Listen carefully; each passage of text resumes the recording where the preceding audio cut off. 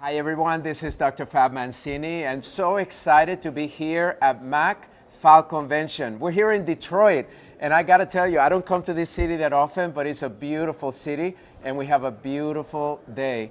But first of all, I wanna say thank you. Thank you for making the time to be with us. You know, we're gonna be here all weekend and as you know, this is day 2 of CHIROTHON. We started CHIROTHON last year primarily because the foundation of chiropractic practice, the foundation for chiropractic progress has been around raising funds from us, from you, from me, to be able to put positive press for chiropractic. Now, CHIROTHON has become kind of like the Jerry Lewis telethon of chiropractic, and we are going to all different programs throughout the nation. We kicked it off last year at the Florida Chiropractic Association. This is our regional at the MAC Fall Convention, and I'm telling you, this is amazing. We had yesterday our first day. We started with the whole assembly of over 700 doctors that are here learning their CEs and how to become better chiropractors. And then we had a little session where we actually presented the idea and the vision of this. And what I was really touched by is that we had over 40 people that stood up and started donating to this cause. Now, as of today, we raised $1,626. And what I'm excited about that is that, you know what? It's a beginning. Our goal for this weekend is over $50,000 because we have so many great things that we want to do with this money, but we can't do it by ourselves. We need you. So I'm asking you through this weekend, please pay attention, enjoy our vignettes. This is going to be so much fun. We have so many wonderful things, especially this one this morning. You're going to love it. But also make sure that you click on the link and you go and donate some money. And I'm asking you to donate whatever you can, whether it's $10, whether it's $50. Yesterday we had the sound person, the hotel worker that raised his hand and said, I'm donating because I believe in chiropractic. But what about you? Whether you're a doctor, a CA, a spouse, a patient, I want you to know that we need to fund this profession so more people can benefit from it. So that's the purpose of CHIROTHON. That's the purpose of why we're here. And more importantly, that's what we're asking you to do. Click on the link and please donate whatever you can. Now, if you've been blessed like me, I want you to donate large. I want you to go deep in your pockets because you know what? This money, 100% of it goes towards positive press for chiropractic. And we want more press than ever. You've seen that we've had commercials during the Olympics, during NBC. We've been in ESPN. We have actually published papers that have validated the value of chiropractic and on and on and on. But we need you to help us with this process.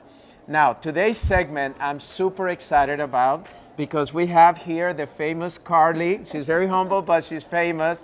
And she's a yoga instructor over the last 3 years. Now, she's been doing yoga for 20 years, if I believe I'm correct. And she has over 1,000 hours of yoga instruction behind her. But one of the things that I love about yoga is, as chiropractors, we talk about posture. And it's interesting because when yoga came around, people resonated with so much that it became kind of like a trend and yoga was everywhere.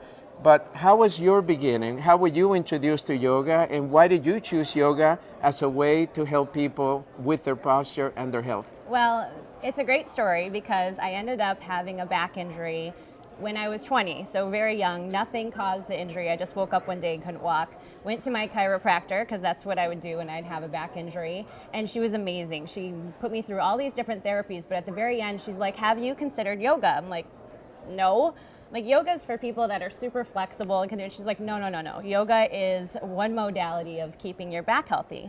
So that was how I got into yoga. So she kind of was the reason I started doing yoga to begin with.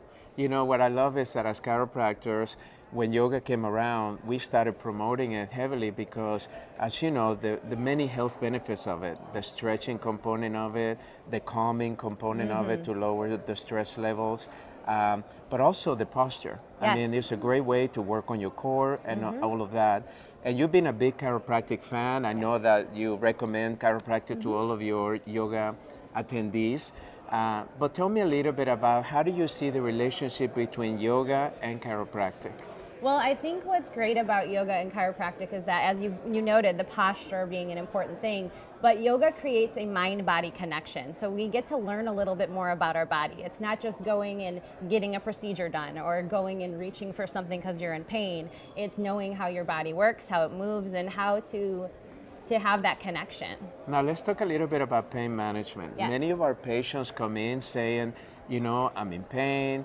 And then when we recommend yoga, how do you see the benefits of yoga when it comes to reducing our pain? Well, that's one of the most important things about yoga, actually.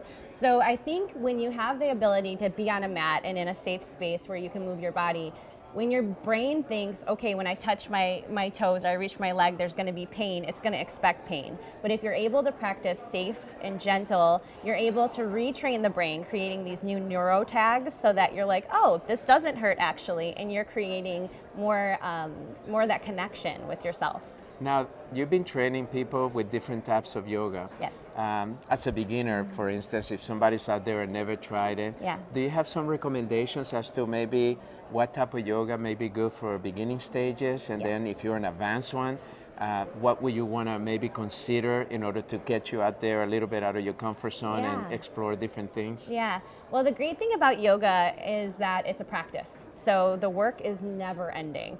You're going to age, your life is going to have different experiences, so your yoga is always going to change. So for a beginner, I'd say a hatha class or a slow flow, and always make sure you tell the teacher, I'm new to yoga, or I have this injury, or my chiropractor sent me here, so that they know what they're working with and they can help you. And the last thing is let go of the expectations. Yoga isn't about being the most flexible. It's really connecting with yourself and understanding your body. Yeah, what do you think is one of the biggest misconceptions people have about yoga? Because as you know, some people when you say yoga, they light up, and other people it's like, I don't know about that. What do you think? What do you find that people tell you? I even had the misconception. I thought in order to do yoga, you had to be extremely flexible. If you couldn't touch your toes, then out. Like you're not able to practice it. They've made yoga so accessible. I mean, thankfully with social media, we're able to watch people do chair yoga, especially people that have MS. There's different types of classes to take. So yoga is for everybody. So everyone can practice. Now there are some senior citizens and individuals that are above 65, maybe in their 80s. What are some of the things that you would recommend for them to consider when it comes to yoga? Because many times they're like, is this going to hurt me? Right. You know? Yeah. Well, I think the important thing about aging is that we have to learn how to be comfortable in our bodies, because I think if we expect we're going to fall and we're going to hurt ourselves, then that might happen, right? The body is going to tense up. It's going to respond before we have pain. Yoga gives us a safe space to be able to practice those things. So knowing how to even just fall out of a pose, you're not falling and hitting the ground, but just tumbling or being able to stretch. But as far as older adults are concerned, the balance that comes with yoga, I think it's so important for all of us even just to be able to practice that balance. Now, if we have small children, how do we introduce yoga to our children? Because children can be so playful, but I often find that yoga can be a wonderful experience that you can share with your young ones and be able to have fun with them and then be able to teach them some of these wonderful things of how to do this from an early stage. So what are some of the tips that you will give us for that? Well, I think children obviously learn from their parents. So anytime mom or dad can be on the floor doing yoga and showing different poses, but yoga also brings us like into the present moment, right? So with children that are scattered all over the place or running from here and there, and plus we're just such a busy culture anyways, we're constantly going, it teaches them to slow down and to be more mindful about things. So I think even just a 5-minute practice with a child where you're sitting, gentle movements, how does our body feel, breathing, those types of things, and anybody can do that. Now, lately we've been hearing a lot about hot yoga. Oh yeah. And what is it what's the difference? Because I know, all I can envision is like, you know, it's interesting because I haven't done it. I've done yoga for years, and I've been wanting to, but I always feel like it's about going there and the experience. But everybody that I know that does it loves the ability to do the yoga while in an environment that is heated. Yes. What are the benefits, and why has it become so trendy in your opinion? You know what? I'm not sure. Things become trendy sometimes. Hot yoga's been around for a really long time. We're talking about like close to 100 degrees in the room. So you're practicing and you're sweating the whole time. So anytime you can get a good sweat in, that's good for our bodies, right? You have to be careful because it could lead to dehydration, but I think people just like leaving knowing like they have like, whether it's energetically or just sweat a bunch of stuff out. So I think that's the draw. I personally prefer the slower, cooler yoga. Yeah. Well, you know, it's so interesting because I still remember my first yoga class, and you have, of course, different poses. So for somebody that maybe has never done it or maybe done it a couple of times and the instructor didn't explain, Yes. what is the meaning behind the poses that are the foundation of yoga? Yeah. What a good question. So I think the foundation of the poses are just ways for us to kind of feel into our body during, you know, a safe practice that we haven't been able to do before. So even just being seated gives you an ability just to be grounded in your body and just to feel every part of your body sitting down. So I suggest usually if I'm teaching, if someone feels like they're getting lost, just close your eyes, sit there for a moment and see what your body wants to do. It reminds me of waking up in the morning where you want to stretch. The body has these ways of wanting to move, and we completely try to override it sometimes with our mind. So just be quiet, listen to what your body needs. Sometimes the instructor might not know what your body needs. And you know what I loved about it is that as I've seen different classes, you can go at your own pace. Yes. Many times people hold back from attending a class because they think, I don't want to be embarrassed. Yes. Like when I first started, I've been an athlete and a soccer player, but my hamstrings were always tight, so I can barely touch my toes. Yes. So I always thought, I can't do that. I'm going to be embarrassed. You know, Yeah. everybody's going to be touching the floor and I'm going to be like at my knee level. Yeah. So Yeah. what would you tell somebody that it doesn't matter where you are? No. It's just good to begin. It is just, well, you have to start somewhere, Yeah. right? And every single person that comes to yoga is coming there with something different, whether Yeah. they have stress in their life or an injury or they're recovering from illness. But what I would say is that no one's really watching you. So whatever Everybody's you're doing, in their own everyone's in space. their own little Yeah. world. Yeah. Sometimes people close their eyes, but I always encourage everyone to move at your own pace. And the funny thing I say, which I'm still waiting for someone to do it, is if you want to take child's pose the entire class, you can do that. But no one's done that yet, but they can. If you want to take a nap, you can. This is whatever you need for an hour. I think everybody's trying to follow the instructor's think so, guidelines. too. And well, we have a very special treat for you because we've asked Carly to show you actually some of the best poses, some of the best moves that can get you started. Because remember, it's doing the work that matters. I don't want you to keep thinking about it. Should I do it? Should I not do it? Just spending this morning with her made me realize that I need to do it more often. So maybe you're only doing it once a week, but maybe speed it up and try to do it maybe 3 times a week, or maybe even every day. Take 20 minutes or take 30 minutes. It doesn't matter. What matters is that you do it as a ritual, that you make it as part of your lifestyle. That's what we love about chiropractic. We're not only adjusting your spine, we're teaching you how to live a proper lifestyle. And yoga is an essential, in my opinion, to incorporate into your healthy lifestyle that chiropractic teaches. So, Carly, why don't you show us some of these amazing moves because I want to learn from you. Okay, thank you so much. Yeah. So I'm going to get started doing a yoga flow. And it's a really basic flow. I like to practice without shoes on, so I'm just going to slip my shoes off.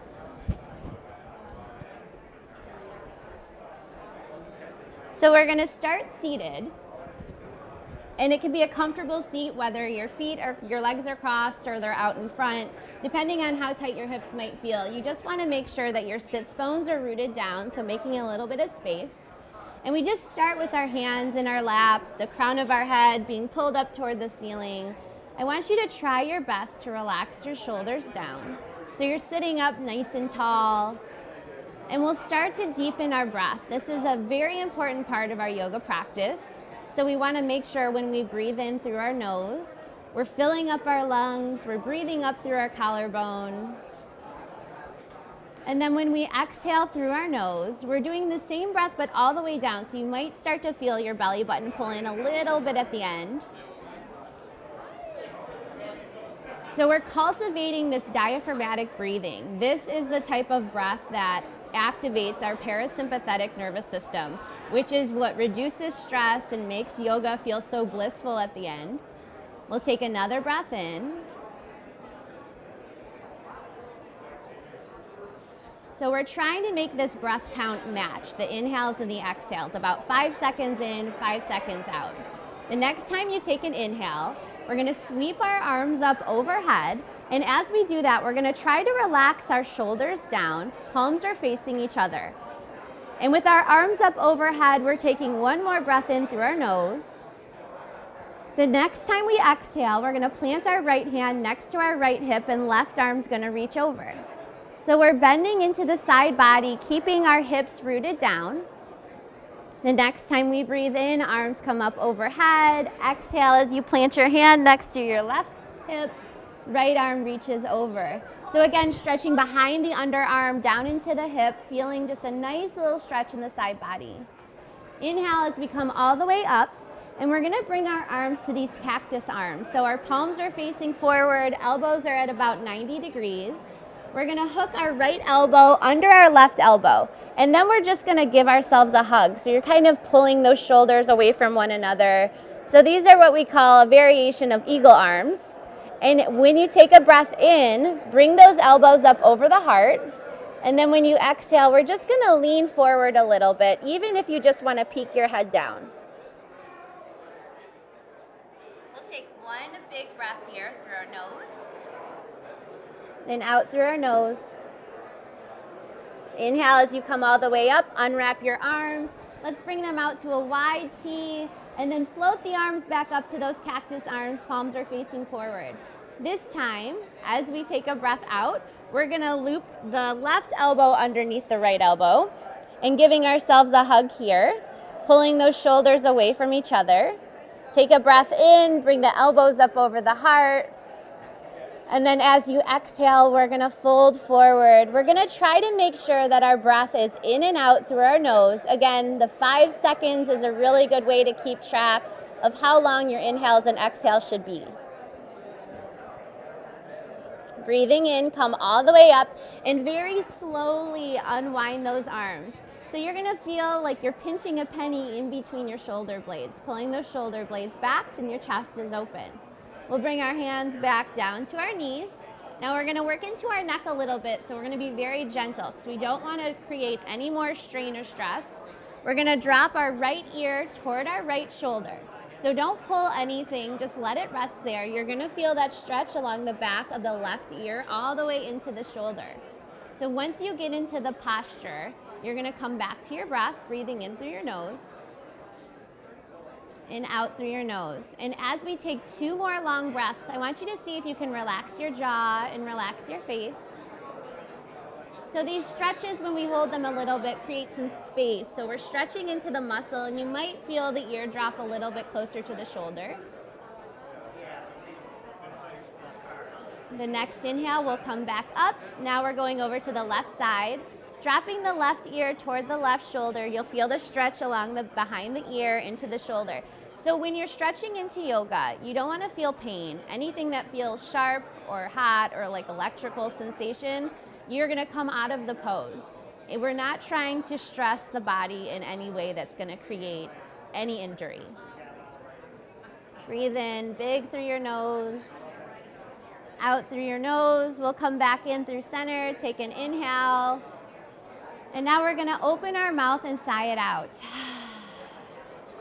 Bringing your lips back together. We're moving on to hands and knees now. So if you have delicate wrists or you have wrists that feel a little bit sore, we're gonna pull the wrists a little bit closer to the knees. But being on our hands and knees, we call this table pose. Spreading the fingers apart, pressing into each one of the fingertips. And the tops of the feet are gonna be in our yoga mat. So our hips are gonna be square with our knees, hands are underneath the shoulders. Cats and cows are a really good pose to do for low back. So when you take a breath in, you're gonna drop your belly, hips come up, your gaze comes up too. This is a good pose to close your eyes because you're really grounded. When you exhale, round your back, tuck your chin, and pull your belly button in towards your spine. So you're exhaling all the breath out here through your nose. And then you breathe again, in through your nose, drop the belly, head comes up. Exhale again, around the back, tuck your chin. We're gonna do these about 3 more times. This is also a great pose to work through if you sit a lot, if you're working at the computer. if you spend a lot of time seated, we're flexing the spine.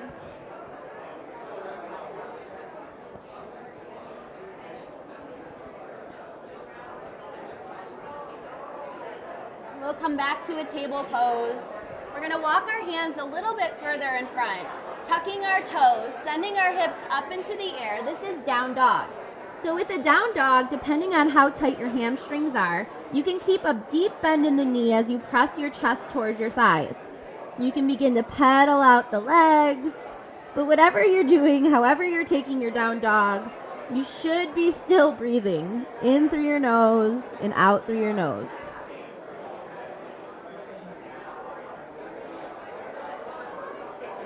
The next time we take an exhale, we're gonna walk our feet up toward our hands. And don't worry too much about how it looks. You just want to get your feet about underneath your hips here so that our hips are rooted down into the ground. We breathe in and slide our hands up our shins so that we can peek forward. Our back is nice and flat. And then when we exhale, deeply bending the knees. So if you have tight hamstrings, this is going to feel pretty intense here. I just want you to feel comfortable enough to bring the hips up a little bit higher, so that might mean a deeper bend in the knees. The crown of our heads pointing down toward the mat. The next time we breathe in, we're gonna keep our knees bent, engage our core as we come all the way up to standing very slowly. Circling the arms up overhead. Exhale as you pull your hands down to your heart. Let them soften down to the side. We'll breathe in again, arms sweep up. And then we exhale back into that forward fold, bending our knees, keeping our hands down. Breathing in, peek up, press into your shins or your thighs. And as we exhale, we're gonna come all the way down, plant your hands, step your feet back so that you're back in your down dog, pedaling that dog out. So we're stretching into a lot of the major muscle groups just to start. We'll come up onto our tippy toes, back onto our hands and knees. Now, what I would like to show you is how we can gently come down onto our stomach. Sometimes taking a plank pose can be too intense for our bodies to start. So if we're just in a kneeling push-up, as you take a breath out, you're gonna very slowly come all the way down to your mat, squeeze the elbows into the side. Now this cobra pose is another pose that's really good for low back. So pressing your hands probably just right out front, the shoulders. We're gonna peel the chest up off the mat. Our legs are out straight behind us, pressing into the tops of our feet, taking a peek up. Now, if you have low back pain, you can always come all the way down. Move the hands a little bit further outside the up front of the shoulders, pressing down and just peeling the stomach up off the mat and taking that a couple times. We'll press our hands back under the shoulders, come all the way back, and now we're gonna take a child's pose. So our big toes touch, knees come far apart. Now it depends on how your body feels. You could also bring your knees closer to your body, but we're bringing our chest toward the ground, bringing the hands down onto the mat. Option to stack your hands on top of each other and let your forehead rest. We're just gonna stay here for one round of breath. And we'll come all the way back up. So we're done with our standing poses. We're gonna roll onto our back very slowly, however you wanna get there. Pulling our knees into our chest, and feel free to rock a little bit from side to side.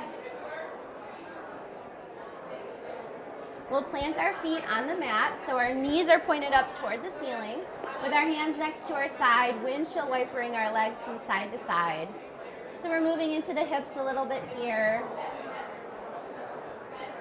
We want to make sure that we're still breathing and syncing our breath and movement. So inhale through your nose.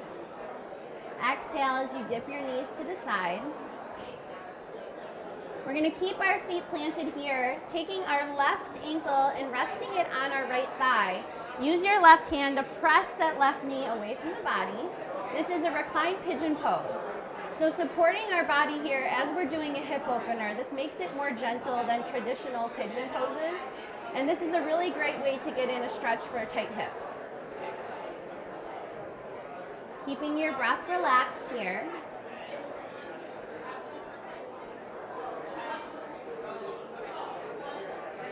We've got one more breath. We'll plant that left foot, take it to the other side, right ankle's on the left thigh, using your right hand to press open that knee.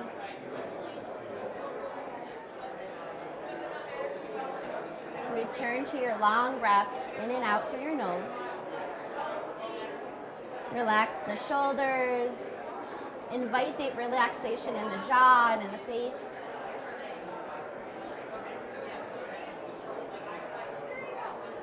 We'll drop that right foot. Windshield wipering from side to side again. So keeping the feet planted, I want you to press your heels down so you can shift your hips over to the right, probably a couple inches. And we'll drop our knees to the left. This is a spinal twist. Arms can come out to a T. You can always have an option to put a pillow or a block, a yoga block in between your legs to support you a little bit more.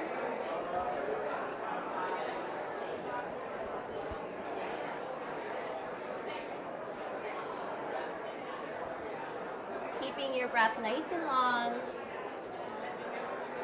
Letting the knees relax.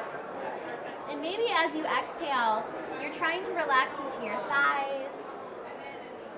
Relaxing your fingers.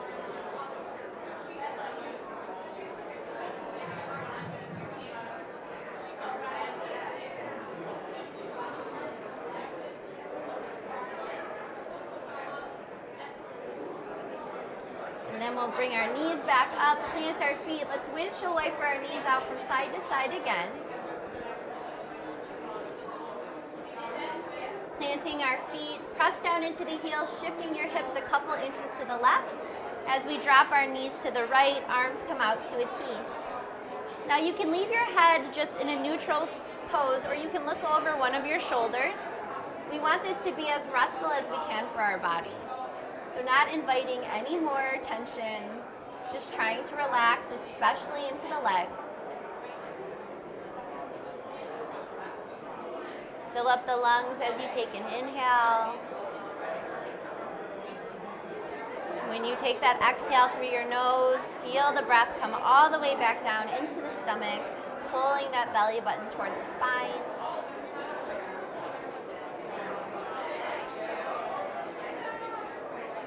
Keeping your jaw relaxed. We'll bring our knees back through center, and we'll give ourselves a squeeze, grabbing from behind our knees, pulling our knees into our chest. And this is my favorite pose that we do, that we end class with. This is called Shavasana. So with this pose, we want to be in the most restful state that we can. Sometimes laying down on the floor isn't the most restful. If you'd rather be seated and do it that way, that's fine too. I'm going to demonstrate it how we end the class though. Legs are out straight, arms are out to the side, your feet are relaxed. Press into the back of your head so you can draw your shoulders down.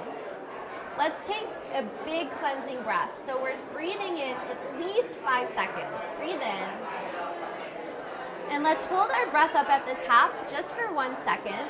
Take an extra sip of air through the nose. And then open your mouth and sigh it out. This is our rest. I'm also going to demonstrate it seated.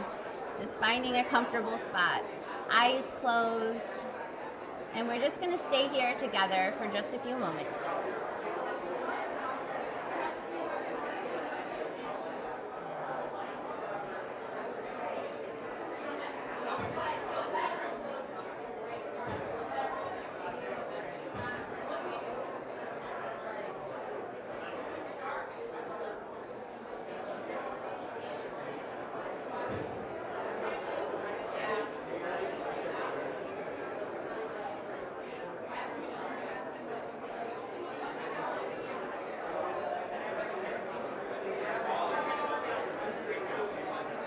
So if you stayed laid down in your Shavasana pose, you're going to pull your knees up to your chest, give yourself a squeeze, rocking back and forth, that side to side, eventually coming up into a seated pose. If you can take Shavasana for at least 10 minutes, feel free to stay there. But we're ending our practice seated, sitting up nice and tall. We'll take one big breath in, sweep the arms up overhead. Exhale as you bring them down to your heart.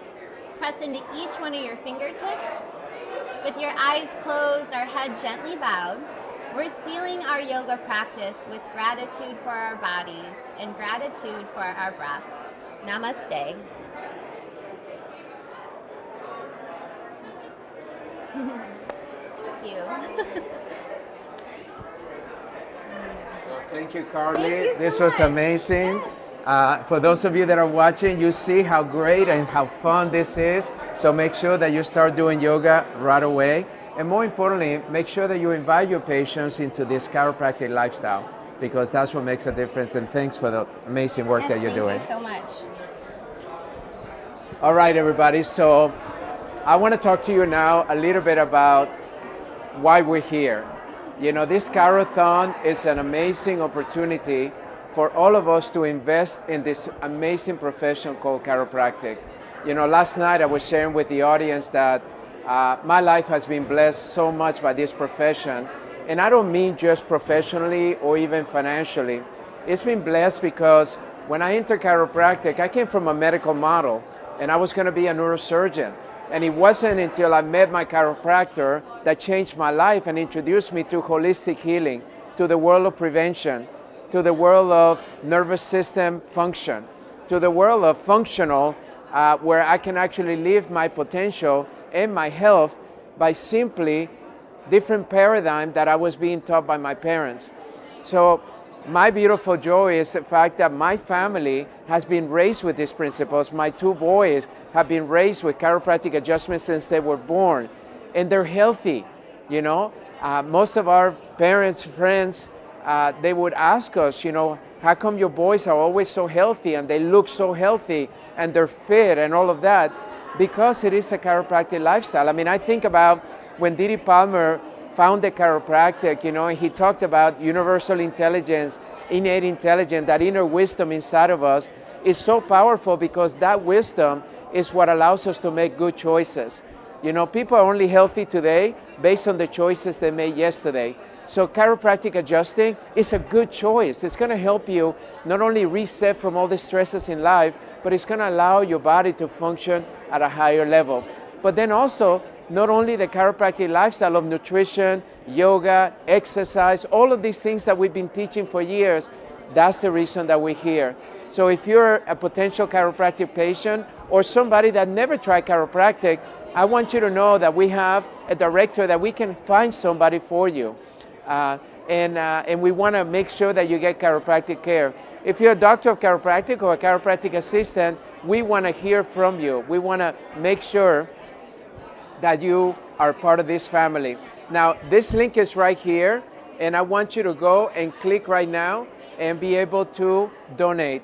And remember what I said earlier, it doesn't matter whether it's $10, $50, $100. Yesterday we had so many people donating between $300 and $1,000, and we want to make sure that you feel that you can do the same thing. So I want you to click right here. In fact, we have been getting donations as this segment has just started on our second day. So we want to thank everybody that has donated so far this morning. But if you haven't yet, click right now. I want to make sure that you are counted.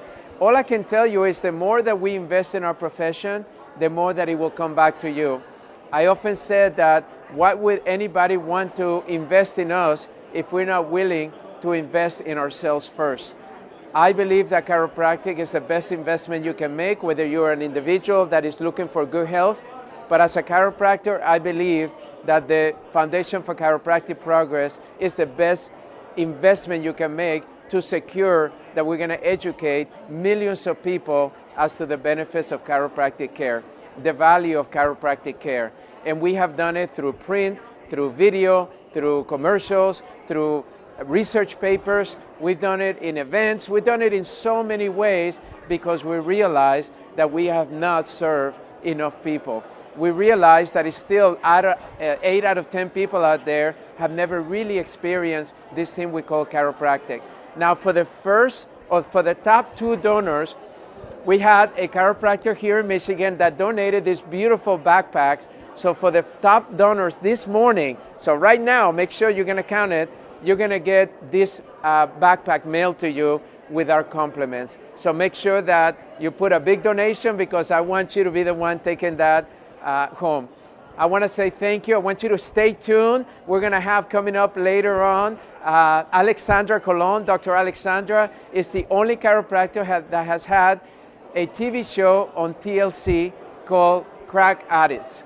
That show has actually revolutionized and educated millions of people as to the benefits of chiropractic care. And she's here and she's going to be talking to you about why she stepped out of her comfort zone, why she's actually doing the show, and the thousands of people responding saying, please, where chiropractor do I go to? And chiropractors all over the United States and even outside of the United States that are texting her and saying, I've got all these new patients because of your show. Thank you. So stay tuned. We're going to be here with you all morning, all day, all weekend. We want you to stay tuned. Please donate right now because I don't want you to leave right now without making your donation. And let's thank Carly again for this incredible education on the benefits of yoga and how yoga complements chiropractic so much. God bless you, and I'll see you. Stay tuned. We're coming back at 10:30.